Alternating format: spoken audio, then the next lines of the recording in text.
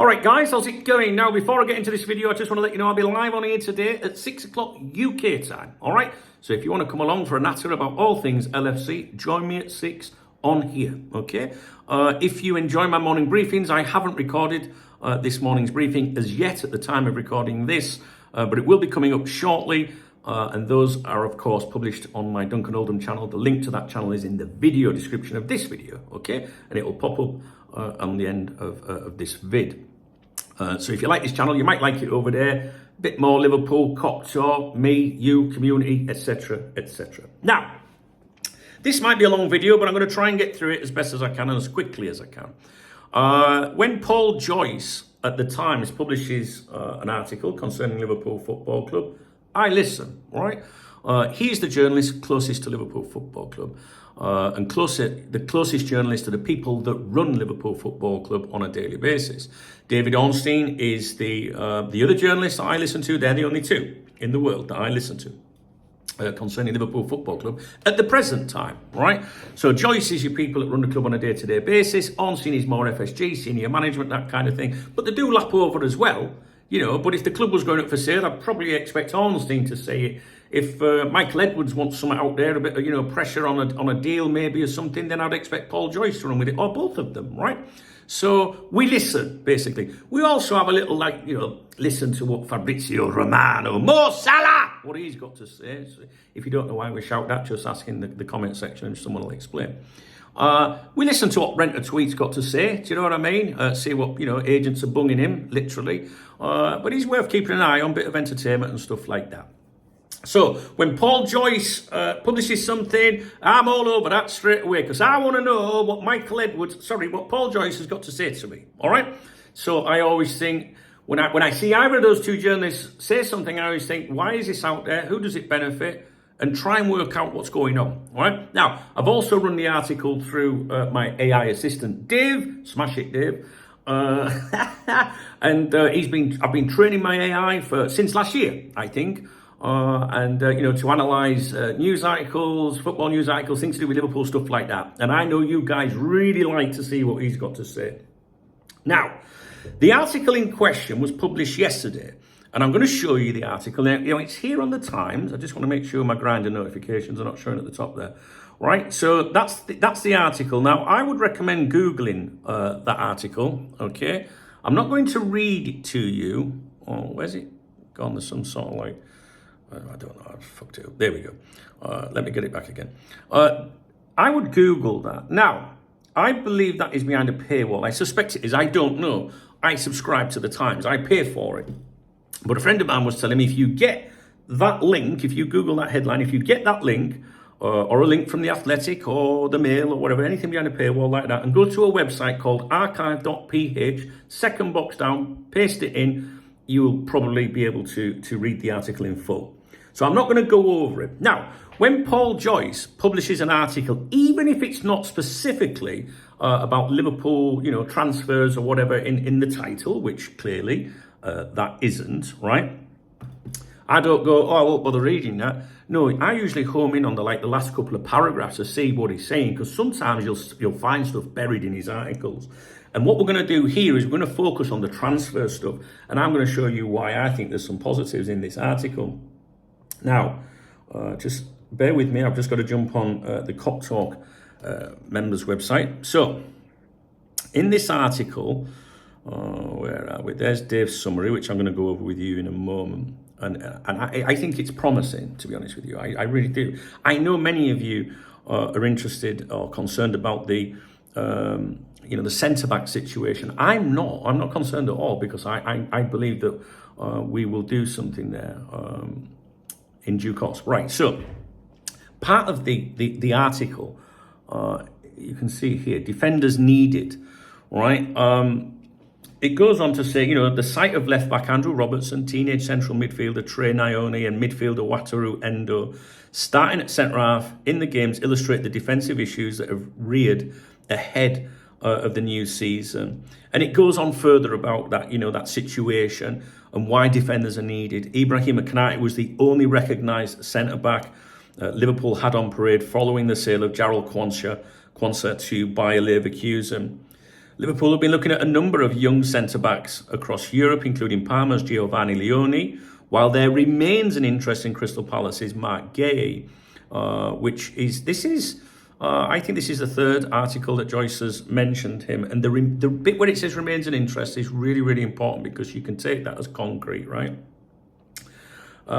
It's not Liverpool's style to buy with short-term in mind, but resources are undoubtedly stretched, okay?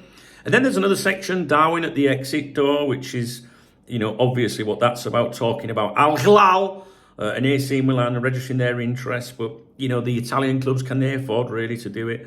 Al Hilal, of course, can.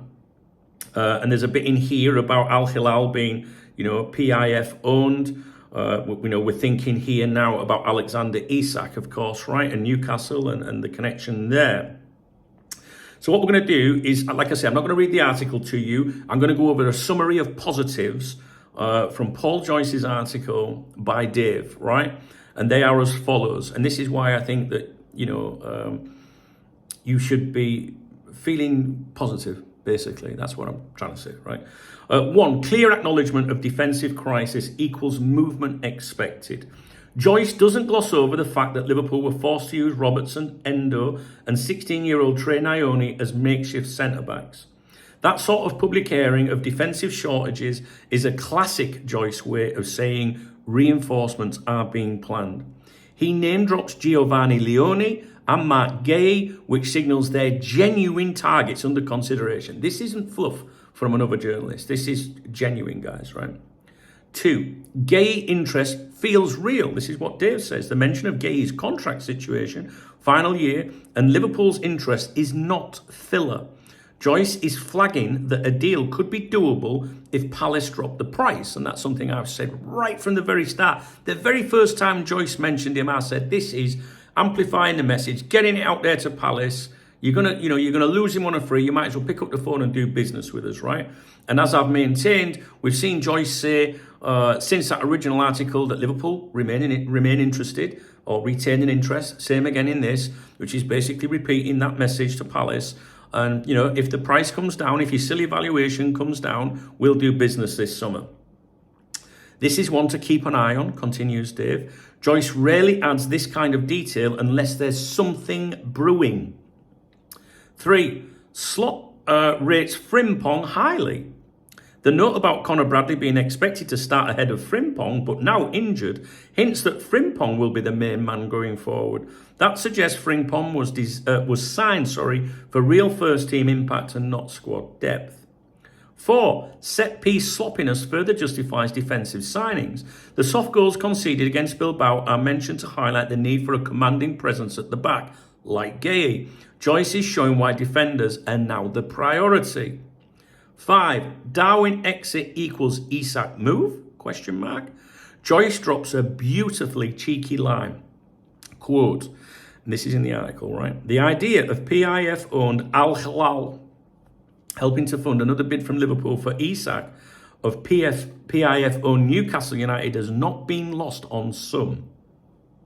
That line is packed with irony. The same ownership group, PIF, controls both Al Hilal and Newcastle. So if Al Hilal buy Nunez, they'd be indirectly funding Liverpool's move for Isak. The way Joyce phrases it, not being lost on some, suggests people inside Liverpool are aware, and fans have clocked it too. The irony of that situation, it's not being lost on some. It's a subtle but powerful nudge. Isak is a real target, and there's a pathway to getting him. 6, Nunez behaving professionally equals leverage. Joyce praises Darwin for his professionalism despite the uncertainty, scoring, assisting, showing no signs of frustration.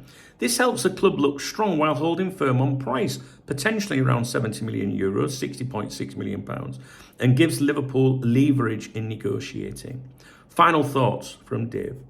There's no fanfare in this article, but Joyce's calm tone and surgical word choices point to real movement behind the scenes. Liverpool need defenders. They're lining up targets, and Isak remains in their sights, with PIF's own money potentially helping them make it happen. That's the sort of subtle optimism Liverpool fans should be picking up on in that article, and I agree with that. I agree with it. So I don't know if you agree with me, but I see what he's getting at there. You know, they're acknowledging the need for centre backs. Like everyone, like seems to be losing their shit over that situation. Like, you know, everyone's like, yeah, we want Isak, but we can't go into the season. You know, if Joyce is saying this, Edwards is basically saying to him that we're fully aware of that situation, we're dealing with it.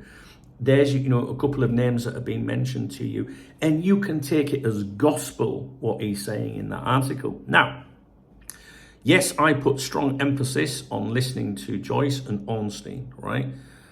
But you've also got to be, you know, aware of propaganda sometimes, because they do things to help the club. So sometimes there's propaganda, but I don't see any in this article.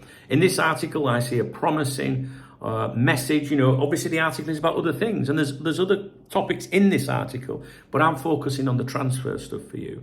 And I'm trying to show you, you know, what me and Dave have come up with. Like, we sit in the cafe, me and Dave, we talk about it. Honestly, man, it's crazy. It's so helpful to me and so helpful to you as well, because it picks out things that sometimes I miss, and connections and stuff like that.